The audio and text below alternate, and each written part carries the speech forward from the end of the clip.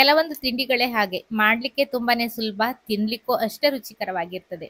ಅಂತಹ ತಿಂಡಿಗಳಲ್ಲಿ ಸಂಜೆಯ ತಿಂಡಿಗೆ ಮಾಡುವಂತಹ ಬಾಳೆಕಾಯಿಯ ಪೋಡಿ ಅಥವಾ ಬಾಳೆಕಾಯಿಯ ಬಜ್ಜಿ ಕೂಡ ಒಂದು. ತುಂಬಾನೇ ಕಡಿಮೆ ಸಮಯದಲ್ಲಿ ರುಚಿ ರುಚಿಯಾಗಿ ಗರಿಗರಿಯಾಗಿ ಈ ಬಾಳೆಕಾಯಿ ಪೋಡಿ ಅಥವಾ ಬಜ್ಜಿಯನ್ನ ಯಾವ ರೀತಿಯಾಗಿ ಮಾಡೋದಂತ ಇವತ್ತಿನ ವಿಡಿಯೋದಲ್ಲಿ ತೋರಿಸ್ತಾ ಇದ್ದೇನೆ. ನಮಸ್ಕಾರ, ನಾನು ಪವಿತ್ರ ಭಾಗವತ್, ಮಿಸೆಸ್ ಭಾಗವತ್ ಚಾನೆಲ್ಗೆ ನಿಮ್ಮೆಲ್ಲರಿಗೂ ಪ್ರೀತಿಯ ಸ್ವಾಗತ.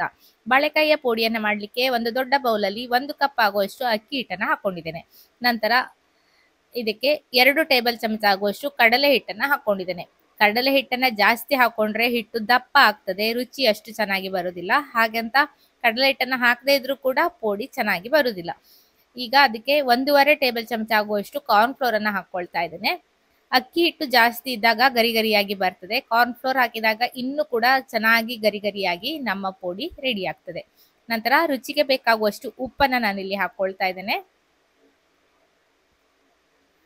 ನಂತರ ಸ್ವಲ್ಪ ಜೀರಿಗೆ ಮೆಣಸಿನ ಪುಡಿಯನ್ನ ಹಾಕ್ತಾ ಇದ್ದೇನೆ. ಇದಿಲ್ಲ ಅಂದ್ರೆ ಖಾರದ ಪುಡಿಯನ್ನ ಮಾತ್ರ ಹಾಕೊಂಡ್ರು ಕೂಡ ಆಗ್ತದೆ. ಜೀರಿಗೆ ಮೆಣಸಿನ ಪುಡಿಯನ್ನ ಹಾಕೊಂಡ್ರೆ ತುಂಬಾನೇ ಖಾರ ಖಾರವಾಗಿ ಬರ್ತದೆ ಪೋಡಿ. ಖಾರ ಇಷ್ಟ ಆಗುವವರಿಗೆ ತುಂಬಾನೇ ಇಷ್ಟ ಆಗ್ತದೆ. ನಂತರ ಅಚ್ಚ ಖಾರದ ಪುಡಿಯನ್ನ ಹಾಕೊಂಡಿದ್ದೇನೆ. ಜೀರಿಗೆ ಮೆಣಸಿನ ಪುಡಿ ಇಲ್ಲ ಅಂದ್ರೆ ಬರೀ ಅಚ್ಚ ಖಾರದ ಪುಡಿಯನ್ನ ಹಾಕೊಳ್ಬಹುದು. ಜೀರಿಗೆ ಮೆಣಸು ಅಂದ್ರೆ ಇಂಗ್ಲಿಷ್ ಅಲ್ಲಿ ಬರ್ಡ್ಸ್ ಐ ಚಿಲ್ಲಿ ಅಂತ ಕೂಡ ಹೇಳ್ತಾರೆ. ತುಂಬಾನೇ ಖಾರ ಇರ್ತದೆ, ನೋಡ್ಲಿಕ್ಕೆ ಚಿಕ್ಕ ಚಿಕ್ಕದಾಗಿರ್ತದೆ. ಕೆಲವೊಂದು ಊರಲ್ಲಿ ಗಾಂಧಾರಿ ಮೆಣಸು ಅಂತಾರೆ, ಕೆಲವು ಕಡೆ ಚೂರ್ ಮೆಣಸು ಅಂತ ಕೂಡ ಹೇಳ್ತಾರೆ.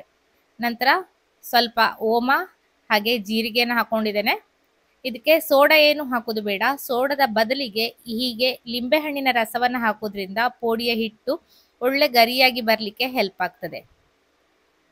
ನಂತರ ಸ್ವಲ್ಪ ಸ್ವಲ್ಪನೇ ನೀರನ್ನ ಸೇರಿಸ್ಕೊಳ್ತಾ ಗಂಟಿಲ್ಲದ ಹಾಗೆ ಕಲ್ಸ್ಕೊಳ್ಬೇಕು. ಅಕ್ಕಿ ಹಿಟ್ಟು ಕಡಲೆ ಹಿಟ್ಟೆಲ್ಲ ಆಗಿರೋದ್ರಿಂದ ಒಮ್ಮೆಲೆ ನೀರನ್ನ ಹಾಕೊಂಡ್ರೆ ಗಂಟಾಗುವ ಸಾಧ್ಯತೆ ಇರ್ತದೆ. ಹಾಗಾಗಿ ಸ್ವಲ್ಪ ಸ್ವಲ್ಪನೇ ನೀರನ್ನ ಹಾಕೊಳ್ತಾ ಕಲ್ಸ್ಕೊಳ್ತಾ ಹಿಟ್ಟನ್ನ ರೆಡಿ ಮಾಡ್ಕೊಳ್ಬೇಕು. ಹಿಟ್ಟನ್ನೆಲ್ಲ ಕಲ್ಸ್ಕೊಂಡು ಇದಕ್ಕೆ ಈ ನೀರಿನಲ್ಲಿ ನೆನೆಸಿಟ್ಟಿರುವಂತಹ ಇಂಗನ್ನ ಹಾಕೊಳ್ತಾ ಇದ್ದೇನೆ. ಬಾಳೆಕಾಯಿ ಸ್ವಲ್ಪ ವಾಯು ಅಂತ ಹೇಳ್ತಾರೆ, ಹಾಗಾಗಿ ಇಂಗು, ಜೀರಿಗೆ, ಓಮ ಎಲ್ಲವನ್ನ ಹಾಕೊಂಡಾಗ ತಿಂದ್ರೂ ಕೂಡ ಗ್ಯಾಸ್ ಆಗುದಿಲ್ಲ. ಈ ಹದದಲ್ಲಿ ನಾನು ಹಿಟ್ಟನ್ನ ರೆಡಿ ಮಾಡ್ಕೊಂಡಿದ್ದೇನೆ. ಸ್ವಲ್ಪ ಗಟ್ಟಿ ಅಂತ ಅನ್ಸಿದ್ರಿಂದ ಮತ್ತೆ ಸ್ವಲ್ಪ ನೀರನ್ನ ಹಾಕೊಂಡು ಈ ರೀತಿ ತೆಳ್ಳಗೆ ಹಿಟ್ಟನ್ನ ರೆಡಿ ಮಾಡ್ಕೊಂಡಿದ್ದೇನೆ. ತೆಳ್ಳಗೆ ಹಿಟ್ಟನ್ನ ಮಾಡ್ಕೊಂಡಾಗ ಬಜ್ಜಿಯು ಕೂಡ ಒಳ್ಳೆ ಚೆನ್ನಾಗಿ ಬರ್ತದೆ. ನಂತರ 1-2 ಟೇಬಲ್ ಚಮಚ ಆಗುವಷ್ಟು ಎಣ್ಣೆಯನ್ನ ಚೆನ್ನಾಗಿ ಕಾಸಿ ಬಿಸಿ ಬಿಸಿಯಾಗಿರುವ ಎಣ್ಣೆಯನ್ನ ಹಿಟ್ಟಿಗೆ ಹಾಕಿ ಮಿಕ್ಸ್ ಮಾಡ್ಕೊಳ್ತೇನೆ. ಇಲ್ಲಿ ಬಾಳೆಕಾಯಿಯನ್ನು ಅಷ್ಟೇ ತುಂಬಾ ದಪ್ಪಕ್ಕೆ ಕಟ್ ಮಾಡ್ಕೊಳ್ಬಾರ್ದು. ಈ ರೀತಿ ಮಧ್ಯ ಕಟ್ ಮಾಡ್ಕೊಂಡು ತೆಳ್ಳಗೆ ಕಟ್ ಮಾಡ್ಕೊಳ್ತಾ ಇದ್ದೇನೆ. ನೋಡ್ಬೋದು, 1-2 ಸೆಂಟಿಮೀಟರ್ಗಿಂತ ತೆಳ್ಳಗೆ, 1 ಸೆಂಟಿಮೀಟರ್ ಇದ್ರೂ ಸಾಕು. ಅಷ್ಟು ತೆಳ್ಳಗೆ ಕಟ್ ಮಾಡ್ಕೊಂಡಾಗ ತಿನ್ಲಿಕ್ಕೆ ತುಂಬಾನೇ ಚೆನ್ನಾಗಾಗ್ತದೆ. ಒಳಗಡೆಯಿಂದ ಸಾಫ್ಟ್ ಆಗಿ ಹೊರಗಡೆಯಿಂದ ಗರಿ ಗರಿ ಆದಂತಹ ಪೋಡಿ ರೆಡಿ ಆಗ್ತದೆ. ಎಣ್ಣೆಯನ್ನ ಚೆನ್ನಾಗಿ ಹಿಟ್ಟಲ್ಲಿ ಮಿಕ್ಸ್ ಮಾಡಿಕೊಂಡು ಕಾದಿರುವ ಎಣ್ಣೆಯಲ್ಲಿ ಬಿಟ್ಕೊಳ್ತಾ ಇದ್ದೇನೆ. ಯಾವ ವಿಧಾನದಲ್ಲಿ ಬಿಡ್ತಾ ಇದ್ದೇನೆ ನೋಡ್ಬೋದು. ಹೀಗೆ ಬಿಟ್ಕೊಳ್ಳಿ, ಚೆನ್ನಾಗಿ ಬರ್ತದೆ. ತೆಳ್ಳಗಿನ ಕೋಟ್ ಇರ್ತದೆ, ಗರಿ ಗರಿಯಾಗಿ ಬರ್ತದೆ. ಕೆಲವೊಬ್ರು ಮಾಡೋದನ್ನ ನೋಡಿದ್ದೇನೆ ನಾನು, ತುಂಬಾ ದಪ್ಪ ಹಿಟ್ಟನ್ನ ಮಾಡ್ಕೊಳ್ತಾರೆ, ಉಬ್ಬಿ ಉಬ್ಬಿ ಬರ್ತದೆ. ಅದು ಗರಿ ಆಗುದಿಲ್ಲ, ಉಬ್ಬಿ ಬರ್ತದೆ ಅಷ್ಟೇ. ಗರಿ ಆಗ್ಬೇಕು ಅಂದ್ರೆ ಈ ರೀತಿ ತೆಳ್ಳಗಿನ ಅಕ್ಕಿ ಹಿಟ್ಟು ಜಾಸ್ತಿ ಹಾಕಿ ಮಾಡ್ಕೊಂಡ್ರೆ ತುಂಬಾನೇ ಗರಿ ಗರಿಯಾಗಿ ಚೆನ್ನಾಗಿ ಬರ್ತದೆ.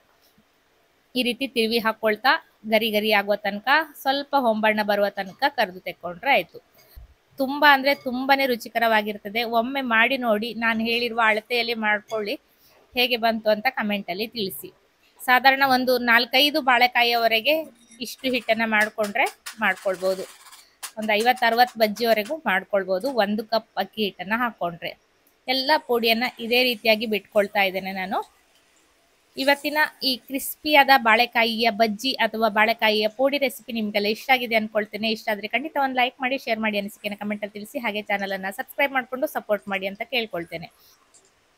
ಹೇಗೆ ಬಂದಿದೆ ನೋಡಿ, ತಿಂದು ತೋರಿಸ್ತೇನೆ. ಅದರ ಸೌಂಡ್ ಅನ್ನ ಕೇಳಿ ನಿಮ್ಗೆ ಗೊತ್ತಾಗ್ಬೋದು ಹೇಗೆ ಬಂದಿದೆ ಇದು ಅಂತ.